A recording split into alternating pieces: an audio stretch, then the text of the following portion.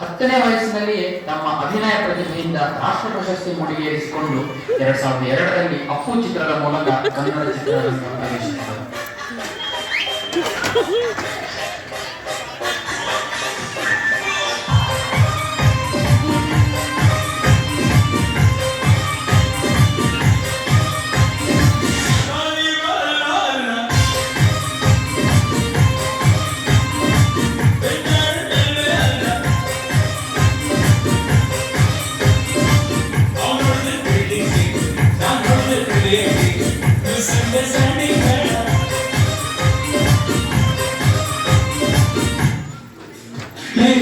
ರಾಜ ನಾನ್ doubt ಹಾಕಿಲ್ಲ ಕಣ.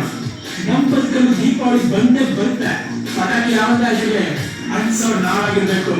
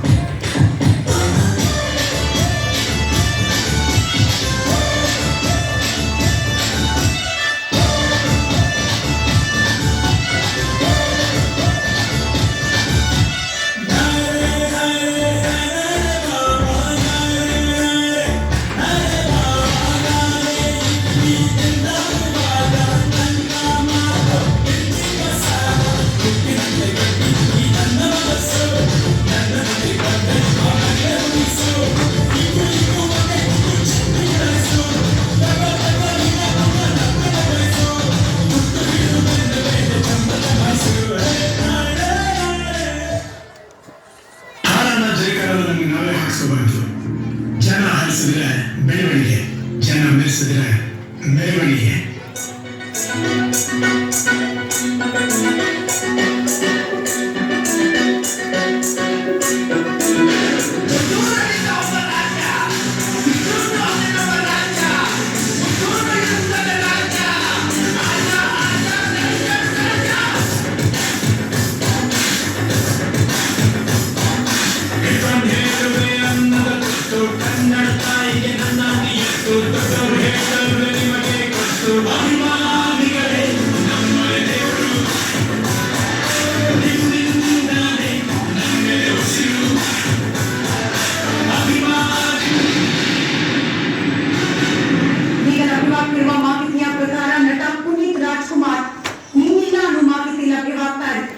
ಹೃದಯಾಘಾತದಿಂದ ಕಾರಣದಿಂದಾಗಿ ಕೊನೆಯ ಹೆಸರು ಎಳೆದಿದ್ದಾರೆ.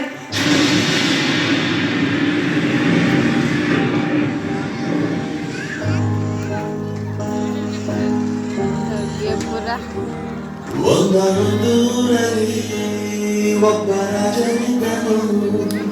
ಊರ ಮನೆ ಮನೆಯ ಬೆಳಕಾಗೆ ಇದ್ದನು. ಜನಕಾಗೆ ಕನಸ ಕೋಟೆ ಕಟ್ಟಿದ. ನಂಬಿ ಬಂದ ಜನಗೆ ಪ್ರಾಣ ಮುದ್ದೆ ಇಟ್ಟನು. ನಾನು ನನ್ನದೆನ್ನುವ ಆಸೆ ಕಟ್ಟಿಟ್ಟನು. ಅವನೇ ನಮ್ಮ ಮಣ್ಣಿನ ಮಗ. ಅರಿಯದು ಹೆಸರು ನೂರು ಯುಗ. ಜನರೇ ಮೆಚ್ಚಿದ ಬಂಗಾರದ ಮನುಷ್ಯ. ಒಂದರೊಂದೂರಲ್ಲಿ ಒಬ್ಬ ರಾಜನಿದ್ದನು. ಊರ ಮನೆಯ ಬೆಳಕಾಗಿದ್ದನು.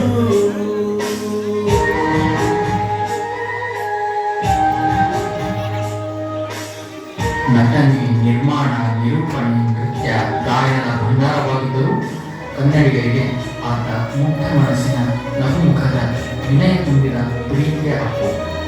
ಆಕಾಶದಿಂದ ಪೃಥ್ವಿಯವರೆಗೆ ಅರಸುವಾಗಿಯೇ ಬಾಳಿದ ಯುವರತ್ನ ಪರಮಾತ್ಮನ ಚಕ್ರವ್ಯೂಹಕ್ಕೆ ಸಿಲುಕಿ ಅಮರನಾದರೂ ವೀರ ಕನ್ನಡಿಗರ ಹೃದಯ ಸಿಂಹಾಸನ ಈ ರಾಜಕುಮಾರನಿಗೆ ಯಾವಾಗಲೂ ಸ್ವಂತ. ಜೊತೆಗಿರದ ಜೀವ ಎಂದಿಗೂ ಜೀವ.